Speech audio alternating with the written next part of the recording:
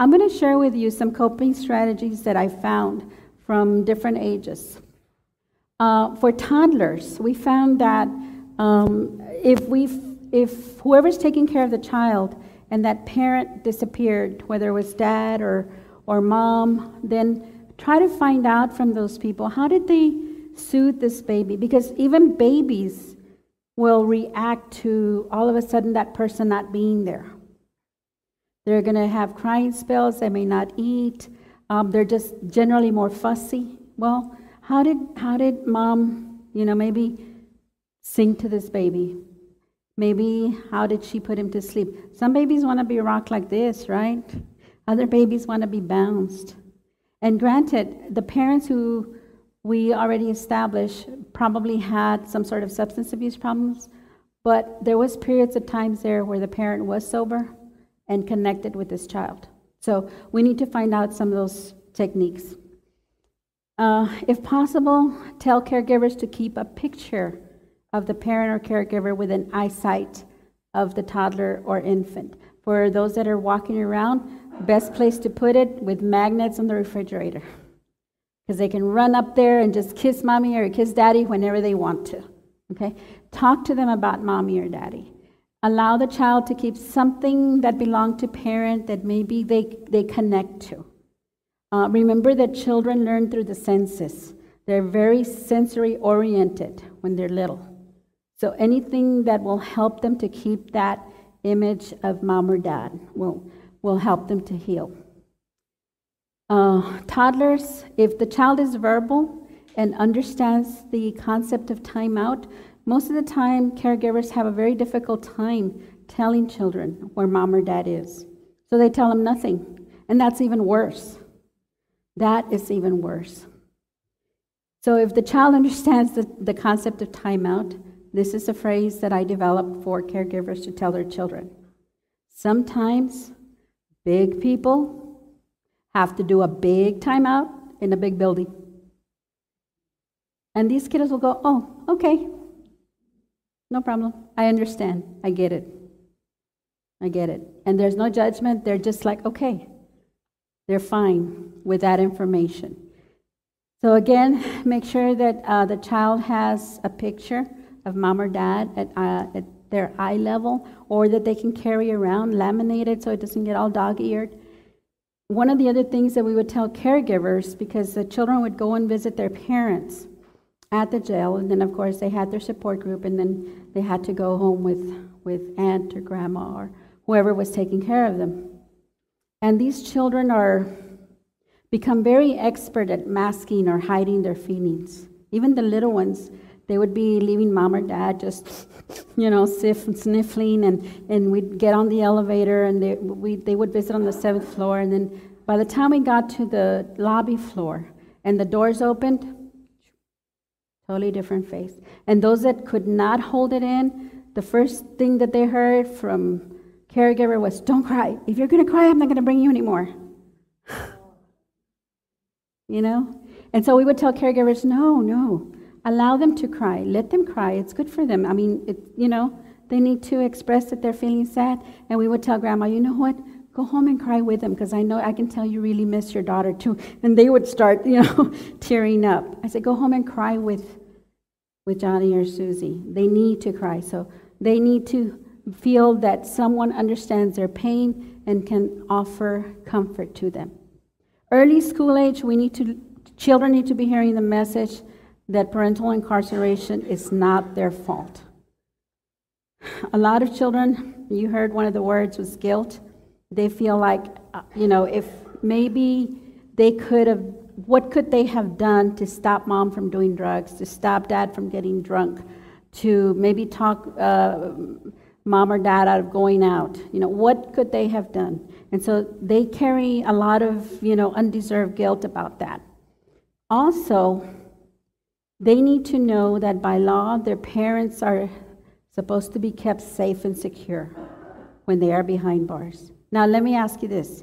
How many of you have, if you don't work there, and hopefully nobody's ever gotten arrested, but if you've never been in that environment, what is your mental picture of jail or prison? Where do you get your mental pictures? from TV, pictures, movies, right? And so you already have this image, right?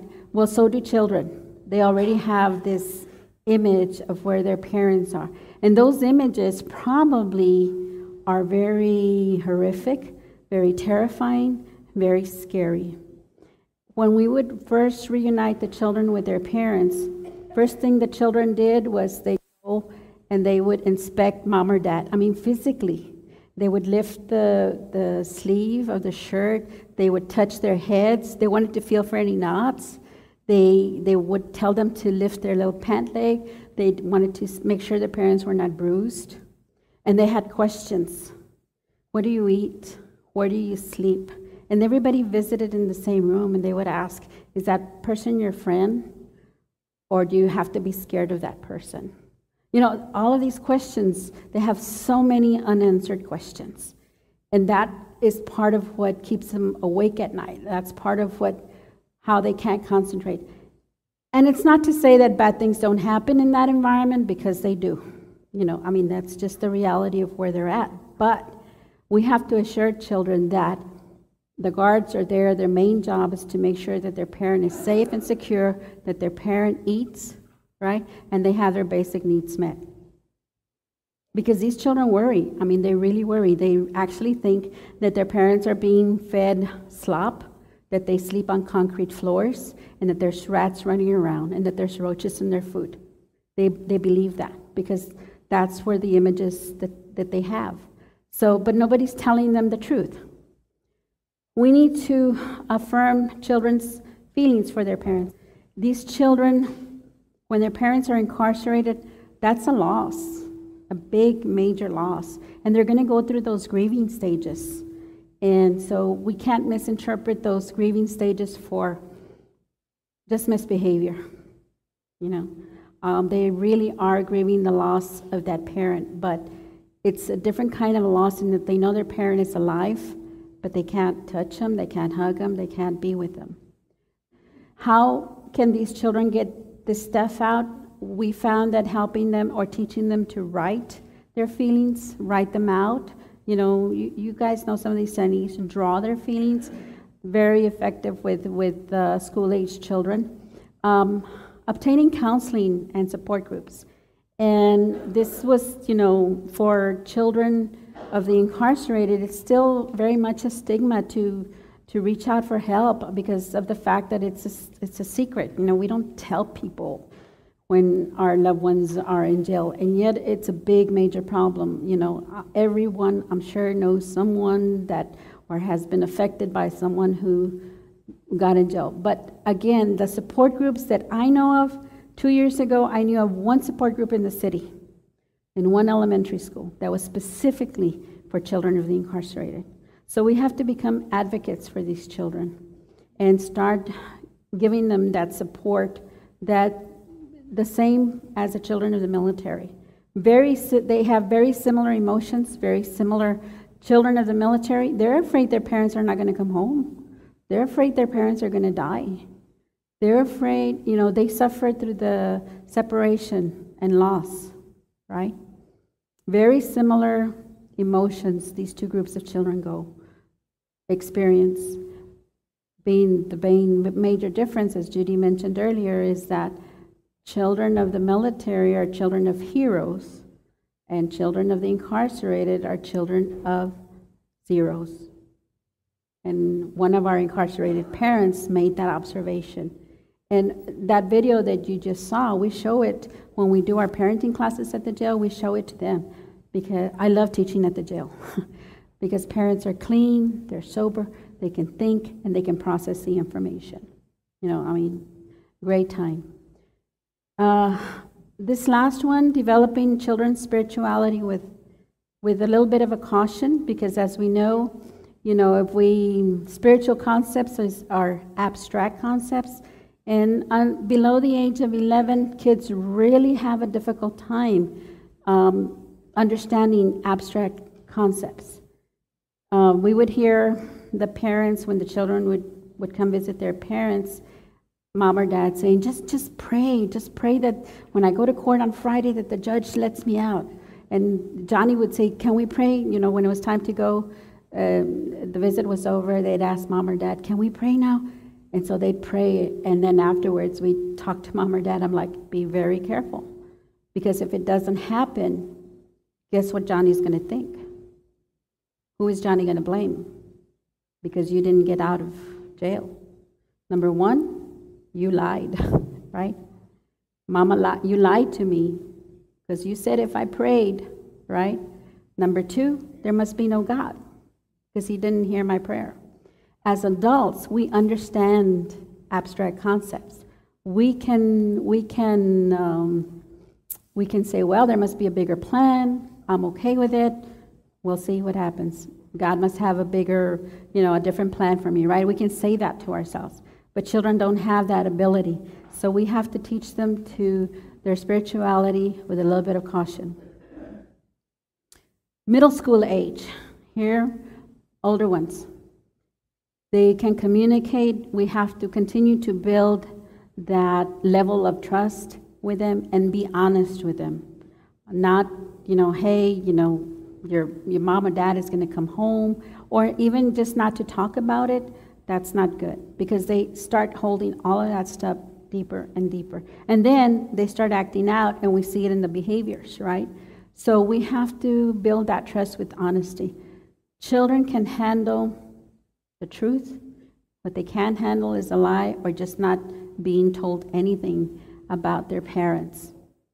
We need to avoid judging their parents when we're dealing with these children and be very non-judgmental. Actually, we can be empathetic.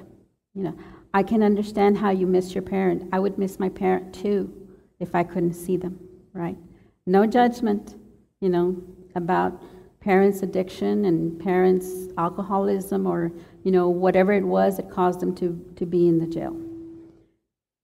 I would encourage an exchange of letters, pictures, school reports, if it's not prohibited by the court, and if you know that that the reason that the person is in jail was not due to a child abuse charge. Make sense? Of course, because I'm not advocating that you reunite a perpetrator or encourage communication between a perpetrator and his victim. That's not what I'm saying at all. If there's no connection there, this really helps the child to know that parent still loves them, still cares about them, and still wants to be involved in their life. And it can be done. It can be done. Again, encouraging participation in counseling or support groups or starting up these groups in your school, asking the school system, hey, you would be surprised once the children are surveyed, how many children will say, yeah, my mom or dad is in jail.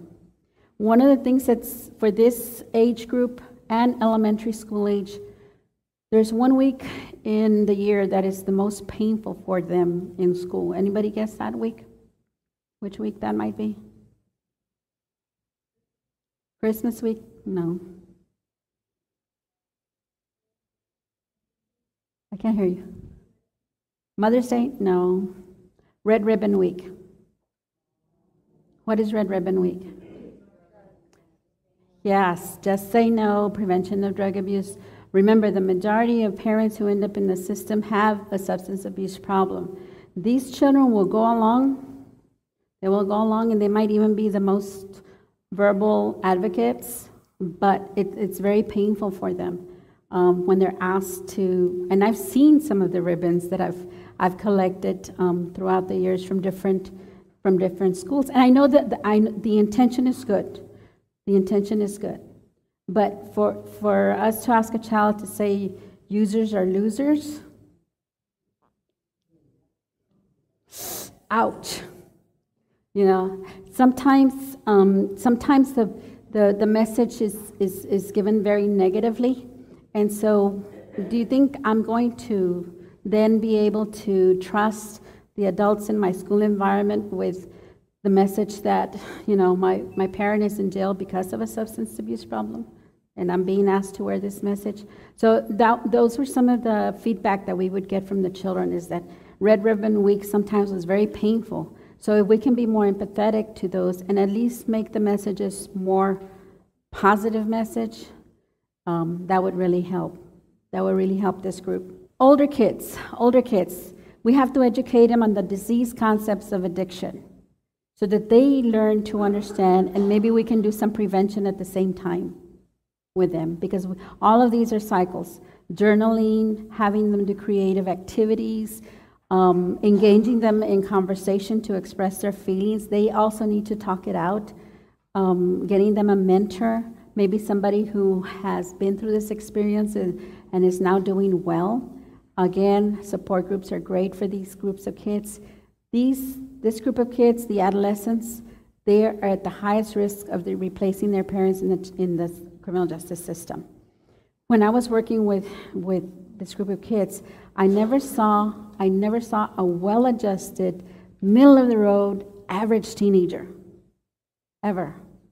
I saw them at one extreme or the other. I either had those where I was trying to coordinate a phone call from mom and kid was already in juvenile detention, or the kids that came to see their parents, they came with their straight A honor roll report cards, or their trophies, or their science ribbons, or something. And they were excelling in school, excelling. It was almost as if they were trying to prove to the world, I don't care what you think about my mom or dad. They're my mom or dad, and look at me because of them. Succeeding for all the wrong reasons. But they were really, really trying to prove themselves, or to prove to others about their parents. We need to recognize that incarceration does not eliminate their responsibility as a parent. We need to understand the trauma effects of parental incarceration. Remember that children want and need to stay connected. Parents are the main influence in their children's lives, for better or worse. They are the main influence in their children's lives. We tell the incarcerated parents that they need to apologize and make amends with their family, not only the adults in the family that they have hurt, but the children that they have hurt. And that goes a long way for these children to start their healing process, when they can hear actually from a parent, I'm sorry I hurt you this way. I have this addiction. I need to work on it. I want to try. I want to be a better parent. Then that's going to go a long way. Children are resilient, and they can heal with the right parenting. And as all of you know, we're all in this field because we care about kids, and we are the village that is raising the next generation of children in our community. So I say that, in the sense that we need to parent each other's children, and especially those that don't have their biological parents in their lives. Why is it important to do all of this? Because we said a child first learns trust in a family. We have to give children that sense of belonging, even if it's in the larger community, in that larger scope, in their environment. We want kids to feel good about themselves, and we can help them with that. A child's personal and cultural identity is formed by family. So if there's no other example, if they're not hearing any other options, they go back to the same environment, and they're not hearing anything else, that's, it's predictable, right? It's predictable. And so we want them to feel grounded. We want them to learn about positive family traditions. We want them to have a different worldview, not a distorted view, because it all goes back to those early experiences. And if they have a distorted view of society as they're growing up, then those are the behaviors we're going to see. Just the other day, I'm sure yesterday, as a matter of fact, that young girl who was begging for money at the gas station and then pulled a gun and stole the car from a couple. I always wonder, what were you thinking? What made you do that? I wish I could go and talk to her and get her childhood background and her trauma history, and I want to understand, but it's kind of obvious, right? It's kind of obvious.